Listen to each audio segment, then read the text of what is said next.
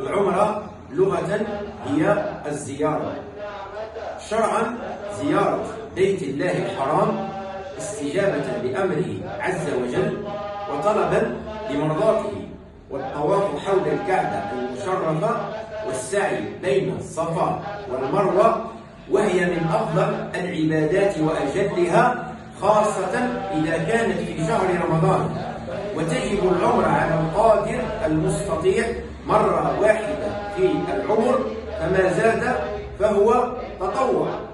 وقتها تشرع العمرة في كل أوقات السنة، وأفضلها في شهر رمضان، فهي تعدل حجة مع النبي صلى الله عليه وسلم، كما قال رسول الله صلى الله عليه وسلم: كانوا في الجاهلية يرون أن العمرة لا تجوز في أشهر الحج، وقد أبطل هذا الاعتقاد رسول الله صلى الله عليه وسلم.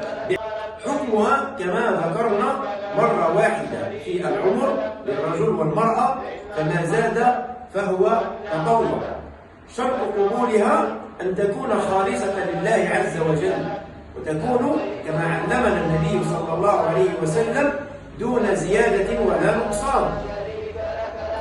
مستحبات العمرة: يستحب للمعتمر والحاج قبل الدخول في الإحرام الاغتسال والطهارة، قص وإزالة شعر الإبط والعانة، أما اللحية فلا تحلق، تقليم الأظافر، تطيب البدن دون أن يلبس الطيب لباس الإحرام. واجبات العمرة: الإحرام من الميقات، والميقات هو حد الحرم، مكان نية الإحرام، والتلبية بأن يقول: لبيك اللهم لبيك، لبيك لا شريك لك لبيك، إن الحمد والنعمة لك والملك لا شريك لك. والسنة في التلبية كما ذكرنا أن يلبي كل حاج ومعتمر بمفرده، يعني التلبية الجماعية ليست من هدي النبي صلى الله عليه وسلم، والتلبية تكون كما وردت عن النبي صلى الله عليه وسلم بدون زيادة.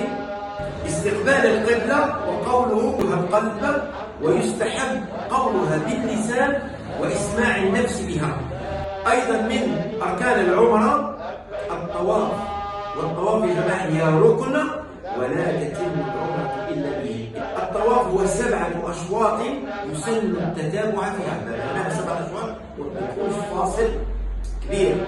كذلك شرط الطواف شرطه الطهارة والستر العورة. يسن للرجل كشف الكتف الأيمن، وهو يسمى الانطباع والهرولة في الأشواط 3 الأولى. الانطباع في 7 أشواط كاملة، أما الرمل هو الهرولة السارع الخطى يكون في الأشواط 3 الأولى. أيضا الطواف هو صلاة أباح الله تعالى فيها الكلام. في عبادة يا أخي، الناس رانا يشوفوها بالهاتف، احنا كنا أباح الله في الكلام بمعنى تدعو.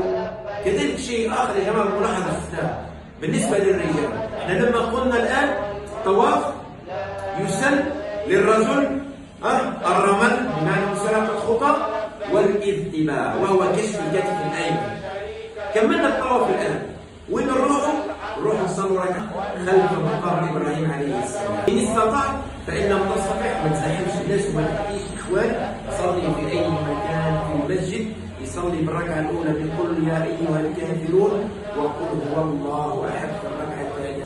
الرجل هنا يا جماعة لازم يحاول يرفع الرداء فوق الكتف. انتهى الطواف، الرجع الرداء تاني فوق الكتف.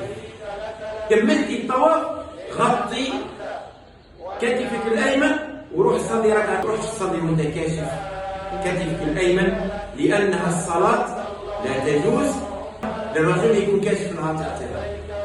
من أركان العمرة أيضا وهو السعي 7 أشواط بين الصفا والمروة، نبدأ السعي من جبل الصفا وينتهي بجبل المروة.